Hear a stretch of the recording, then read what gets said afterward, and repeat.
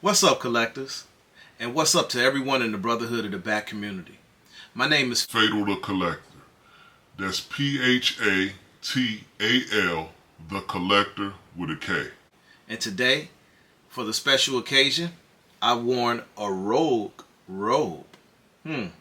Well, I know Chris loves his rogues, and this is the ultimate rogue, the best rogue of all time.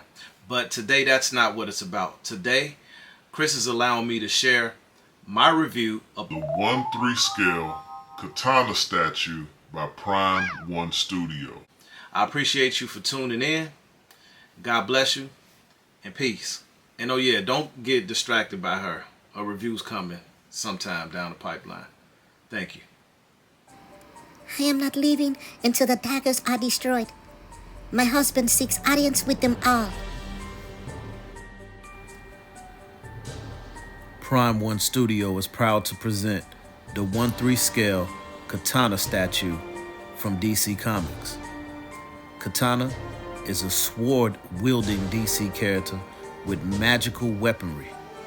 Her blade is called the Soultaker, as it steals the essence of those it slays and stores them inside.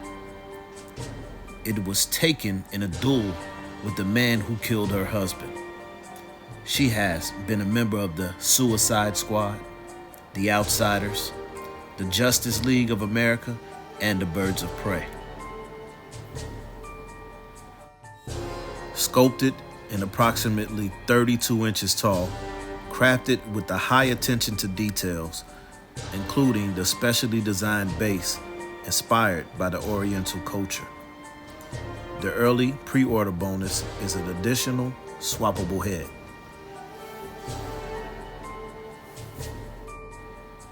Tatsu Yamashiro, better known as Katana, is a fictional superheroine that appears in comic books published by DC Comics. First appearing in 1983, The Brave and the Bold, number 200, July 1983. Katana is a samurai warrior whose skill with the sword allows her to fight for justice as a superhero. All right, guys, let's get into details of this statue. Right here, you see there's a lot of attention to detail.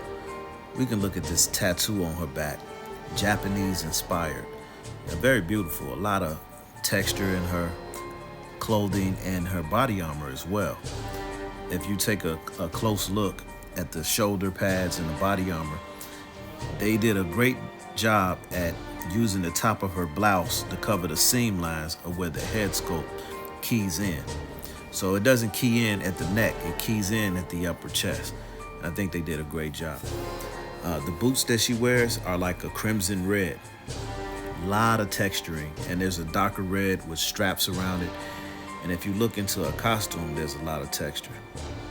The Japanese inspired base is outstanding, as we see a couple of close-ups here. There's a lot of weathering here and what it looks like to be a grave right here with some Japanese writing, paying homage to her husband, I'm sure of. And this is a Japanese-inspired head cloth, and that's billowing from the tree. And there's a light-up feature here in the base. It takes 2 AAA batteries. And here's it with the lights off to give you a sense of how it looks in the dark. Very beautiful base, a lot of texture in the base. And the character in the base is like got a dragon wrapped around him and it's broken up into pieces. Get a good look at this unmasked portrait in low lighting, and this is the bonus head sculpt. However, they only produced one version of this, I guess after they didn't get a lot of pre-orders. So there's only 180 total of this bonus version in the world. And here's the Soul Seeker. And there's a dragon inspired on the hilt of this sword. So there's 2 swords here that you get.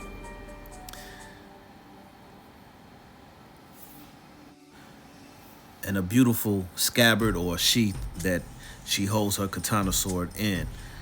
And she holds that in her left hand.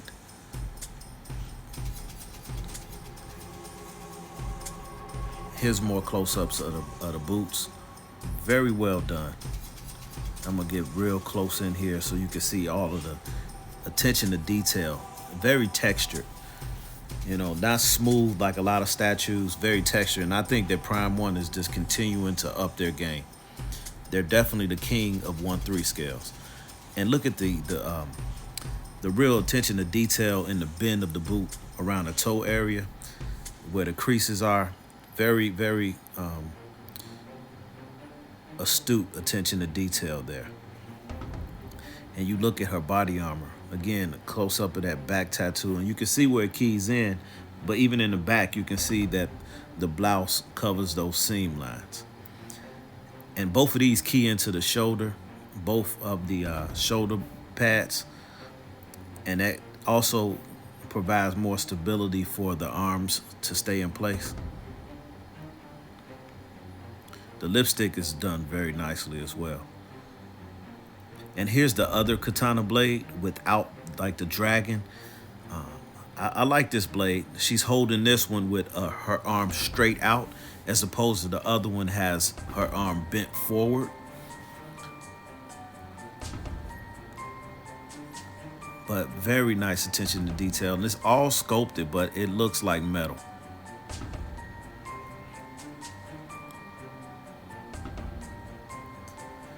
And if you look at her body armor, this looks like it's supposed to be, you know, like a metal inspired to cover up her breast area. And that's to protect her in battle. Same with the shoulder pads.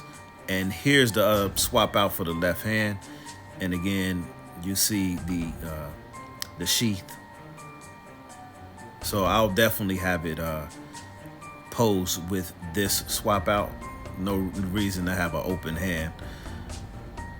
The sheath looks way better. And this had the key in, this little piece like a leather strap. It had the key in under her left hand. It's kind of difficult at first because I couldn't find it, but yeah, very beautiful. Very, very beautiful. Again, another close-up of the dragon-inspired hilt. That's what it looks like to me, at least. The portrait is gorgeous. And here's the mass portrait. So this is the regular portrait. And the bonus was actually the unmasked portrait. Those whited out eyes. Both of the portraits are extremely beautiful. If you look up close, I had a breakage in the hair, but I glued it back on. I did reach out to Prime 1, and I'm pretty sure they're going to take care of that. But here's the portrait side by side. Very beautiful. And now, something new. The PhAtaL score. For this one, the portrait gets a 10 out of 10. It's an absolutely beautiful portrait. And it's in the top 2 in my female portraits, right along with Poison Ivy from Prime 1. High value. Is this a high value statue? Absolutely, at $1,100 with a low ES of 180 worldwide. The value is there. It gets a 10 out of 10. Accessories. Sometimes you get too many, sometimes you don't get enough. I believe with 2 katana swords and a swap out hand and 2 head portraits is just right. So I'm giving this a 10 out of 10 for accessories. Texture. As you saw the close-ups, there's plenty texture in this statue, and they've done a great job, especially in the boot area, in the armor, and the entire outfit. Just a lot of good texture. 10 out of 10. The application of paint, perfect. Didn't see any bleeding from one area to the other, so I give this a 10 out of 10 for paint. Lasting appeal. Well, katana is not that popular of a character, but she has been around since 1983. But she's not in the top 10 of most popular DC characters. So for this statue, I'll get a lasting appeal, a 9. Okay, the sculpt. But sculpted beautifully. I haven't seen any major flaws in this statue. I did have a breakage, but I'm not going to hold that against the sculpt. I believe the sculpt is near perfect, so I'm giving it a 10. The concept, the Japanese-inspired base, the Soultaker Sword, the grave paying homage to a husband who was slain in battle. The concept is outstanding. I give it a 10. Originality. This hasn't been done before. This is our first 1/3 scale katana, so I'm definitely giving it a 10. Rare collectible. It's 180 worldwide, so I'm definitely giving it a 10. This is very rare. The rarity is high. So taking those 10 areas, we divide it by 10, and we give it a 9.9 for excellence. This is a near perfect statue, and I'm loving it.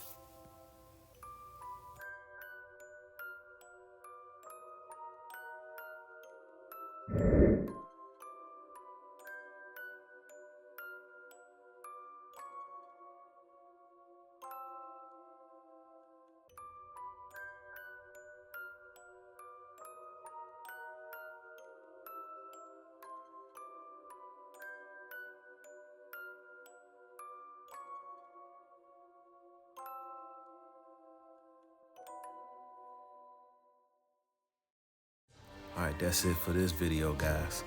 This is PhAtaL the Collector. Hey, if you like this content, please leave a like, leave a comment in the comment section. Also, subscribe to the channel and hit the bell notification for upcoming content. I enjoy this, and I enjoy the community. Thank you guys again for tuning in. This is PhAtaL the Collector. God bless. Peace.